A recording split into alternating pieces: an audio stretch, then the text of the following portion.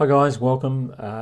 My name's Andrew Priestley. You're at Multiply Your I can't even say the words. Multiply Your Money number 3. This is video number 3. It's actually video number 4 because I recorded an introduction as well, which is, if you scroll down, you can find it. But this is number 3. And I'm talking about multiply. I'm talking about a book called The Money Chimp. Okay. And I wrote The Money Chimp in 2016, and the purpose of The Money Chimp, why I wrote it, was because I was running into so many really clever people, really super clever people. You know, smart, intelligent,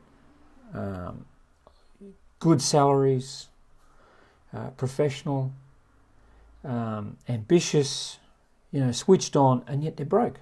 They've got no money. They've got no cash. And, we would be talking about, these are people who've got businesses, for example. They're in professional roles.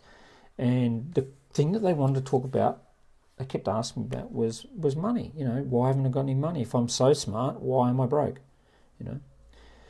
Why do you want? I'm making an assumption here. Let me just back up. I'm making an assumption that you want to sort out money issues. Right? I'm making that assumption.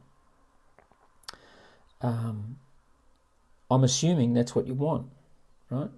That's why you'd be watching. I don't think you're watching because of my devilishly wonderful personality, right?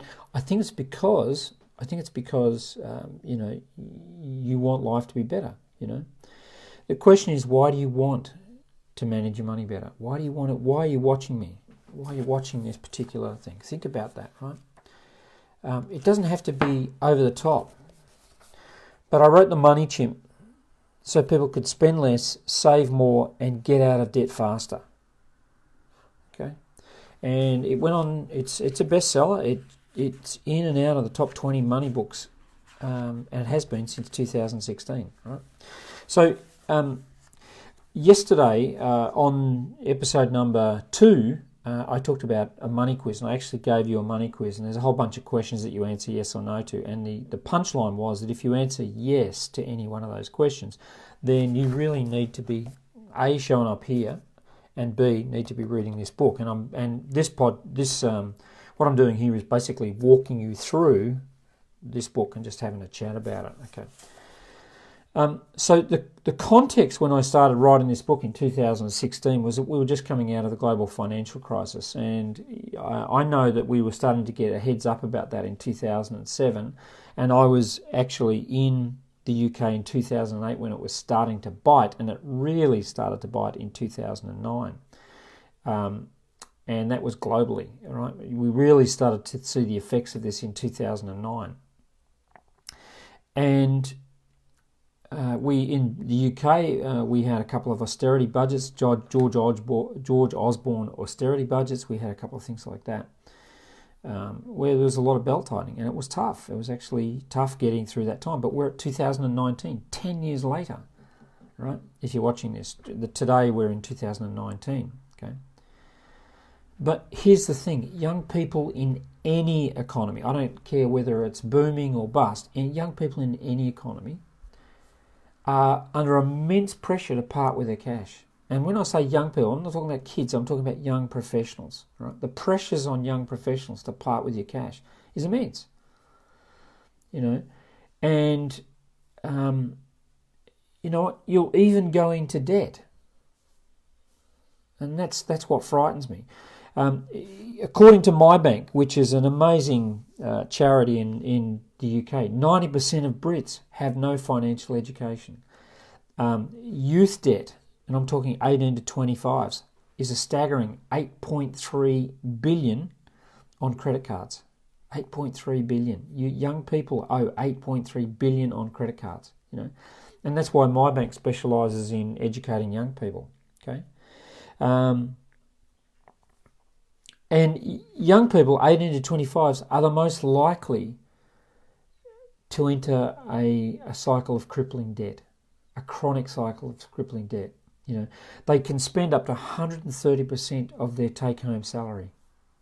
So, let's say for arguments you get paid $100 or £100, for example, right? You'll spend 130. And the question is, well, how's that even possible? Well, it's possible because you do it on credit card. That's how you do it. You rack up this credit card debt. So, I was motivated to write this book because I was running into bosses who are saying, I've got these people, we pay them money, but they've never got any money. They're always asking for a pay rise.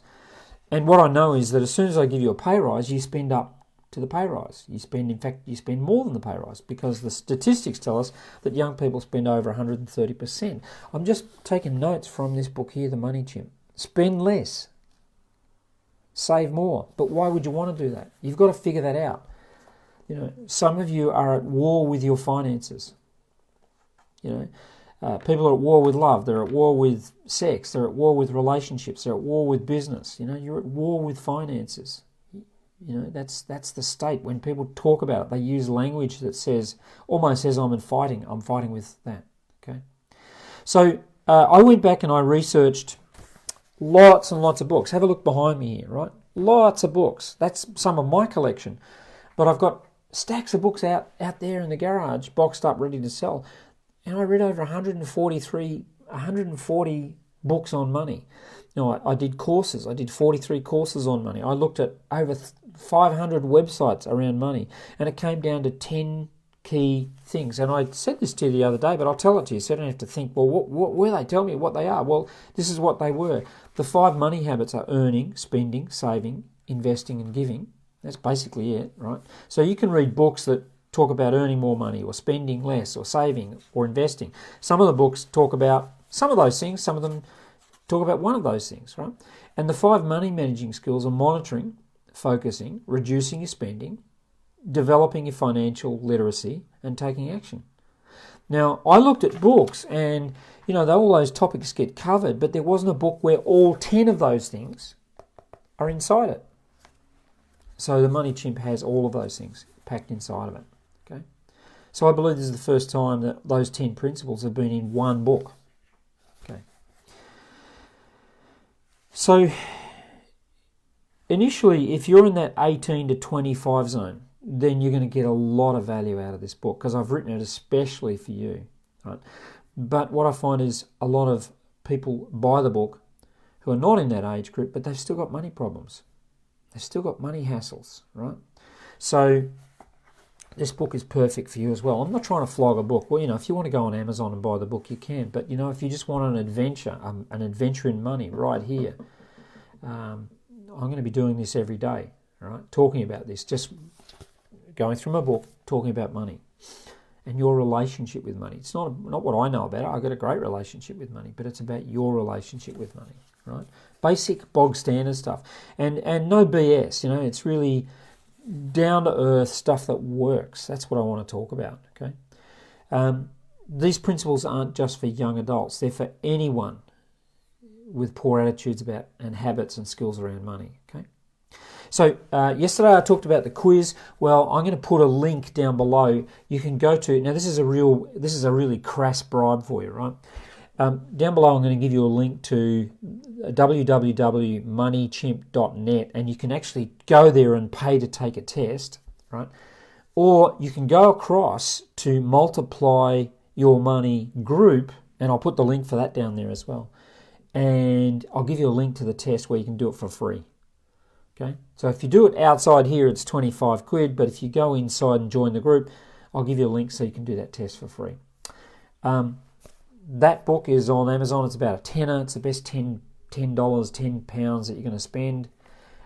If you want to listen to the podcast, go onto Spotify, search Multiply Your Money, Andrew Priestley, and you'll find the podcast group as well. I'll see you tomorrow.